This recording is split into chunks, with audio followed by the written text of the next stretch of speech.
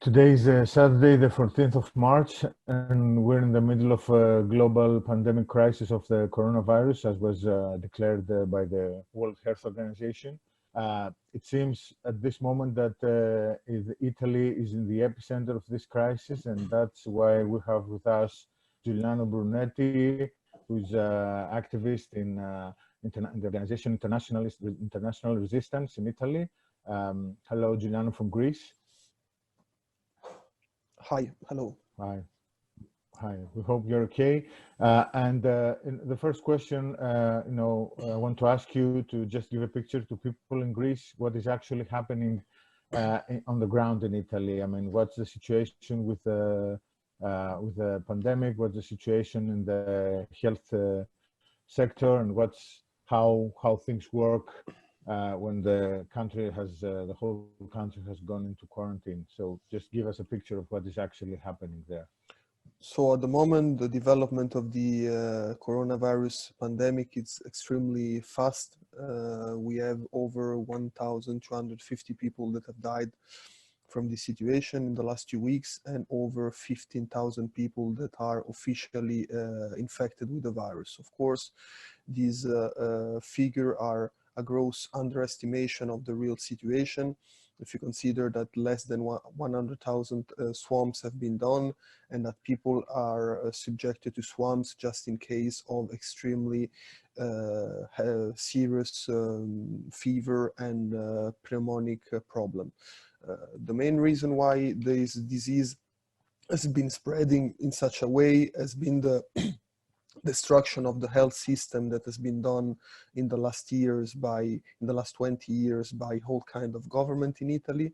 There has been neoliberal euphoria that brought to 37 million cut in public expenditure related to the health system, and that of course has brought very important consequences, in the sense that we used to have a 4.5 bed per 1,000 inhabitant almost 20 years ago. Now we have 3 beds per 1,000 inhabitant.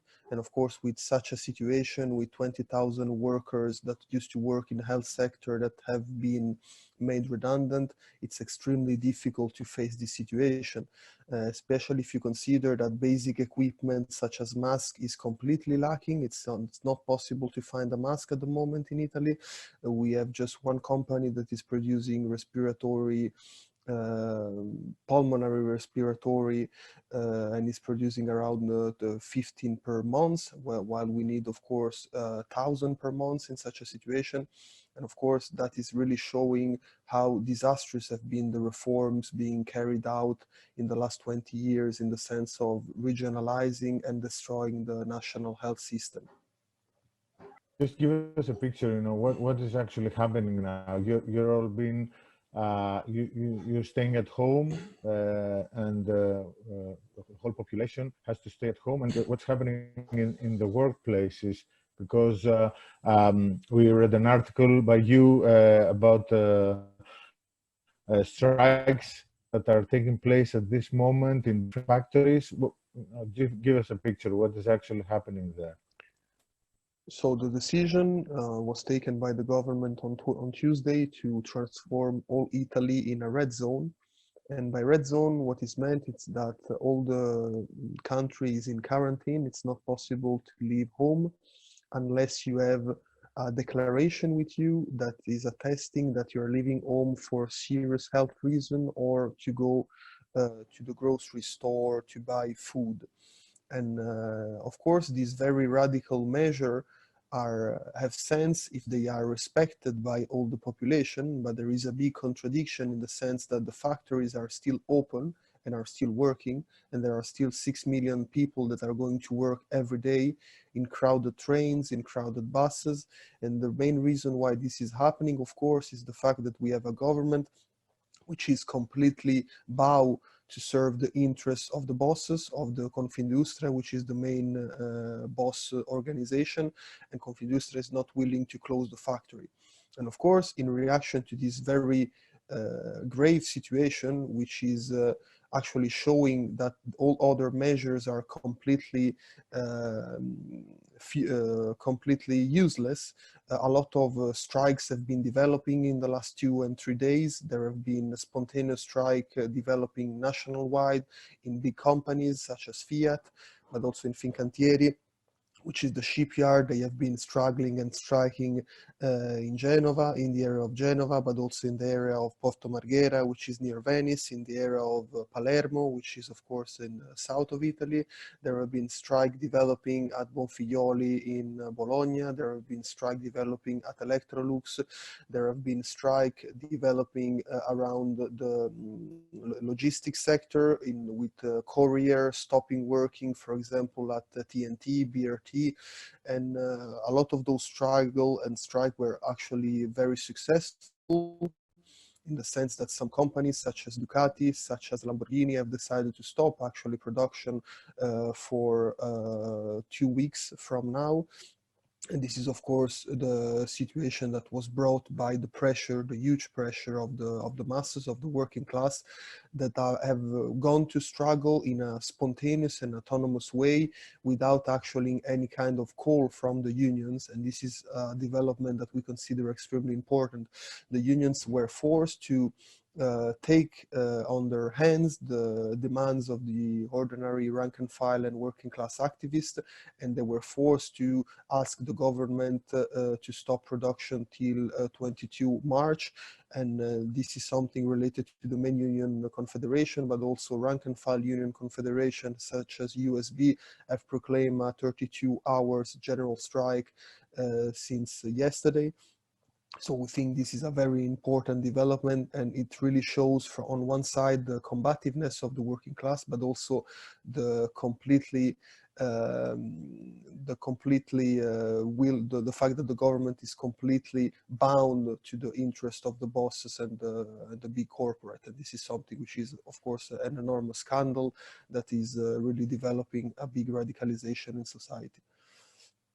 So, I mean, what do you think the government should have done from the beginning? Because we see in Greece that we are some steps, after Italy. I mean, we now in Greece now it's starting to spread more rapidly, the virus.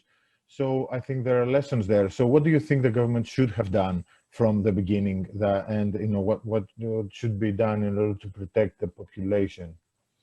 Well, I think that partial measures in such a situation are completely ineffective for the simple fact that you could be a carrier of the virus without actually having symptoms, without knowing it, and the incubation period of the virus can last up to 20 days. So what should have been done and what it needs to be done, it's a complete and immediate stop of all kind of production and of all kind of transportation of goods that are not necessary.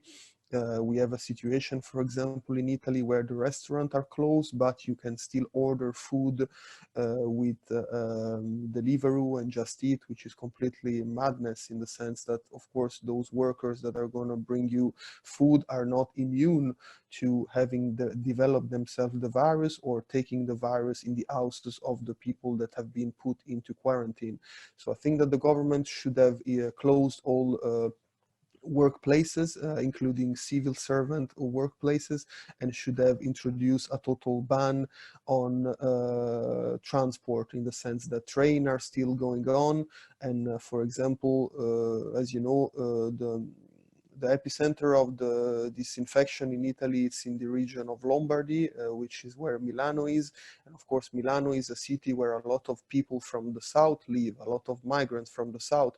And all those migrants are still taking train to go back to their respective houses, which is understandable on one side, but on the other side is extremely endangering because it puts the population in the south in the condition of actually risking developing a situation as the one that developed in the north of Italy without actually having the health system and health facilities that are present in the north of the country.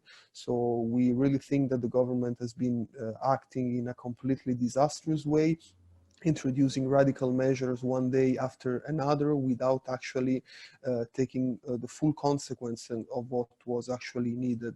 A total stop of production, a total stop of transport, and most of all, the introduction of a quarantine, a kind of quarantine wage for the millions of workers that are forced to stay at home and that have zero income in this situation, that have zero guarantee of refinding a job after the pandemic will be finished, and that are actually going from the risk of starving to the risk of dying from these diseases, which is of course something unbearable in this situation.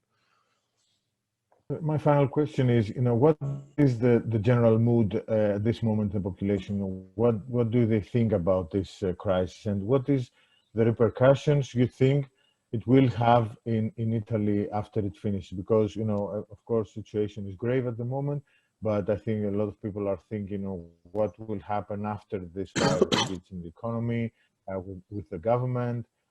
So can you tell us a bit more about the mood in the working class and the perspectives after the virus finishes? So it's difficult, of course, to imagine what will be the immediate consequence of this situation, but one thing is certain is that we will go out of this crisis with a completely transformed country. The first thing that we need to do is to fight for the immediate withdrawal of all these repressive measures that have been introduced to fight the pandemic. For example, the fact that today the police and the military have the right to decide who has legitimate reason to leave their houses or not. Another very important consequences will be a consequence from the economical point of view, where we already had a growth forecast for 2020, which was 0.1%, the worst in the European Union. Yesterday, the stock exchange in Italy lost 70% of its value. And of course, we really will face a situation in which the government, all the bourgeoisie actually will come together with the prospect of having a new national unity government to attack wages, to attack what it remains of the public service, to frontally attack all kind of social benefit. But one thing is very important also in the term of consciousness. The struggle has this situation has completely destroyed all the illusion in neoliberalism, all the illusion in the idea that the public sector is something that actually doesn't really work, that we really don't need it. And I think that people will start organizing and will start fighting in order to have the government rethink the way we've been functioning in the health system, but also rethink the way we've been functioning with regionalization, rethink the way we've been functioning with social head and so on. So I think that this situation will, of course, leave a lot of space for perspective, radicalization, and struggle. But of course, we also need to be very concrete and very rational, and we will know that we will get out of this crisis with a lot of unemployment, with a lot of people that will be forced to migrate, with a lot of people that will be forced to accept very low income wages, that will be forced to accept a situation with no real right. So it will be a very open and unbalanced situation. On one side, a radicalization, on the other side, the government trying to build a kind of national unity to rebuild the country, and on the other side, a clear attempt to destroy the condition of the working class, which will produce inevitably a strong reaction, as we are seeing today, for example, in the factories that are struggling for the right to health.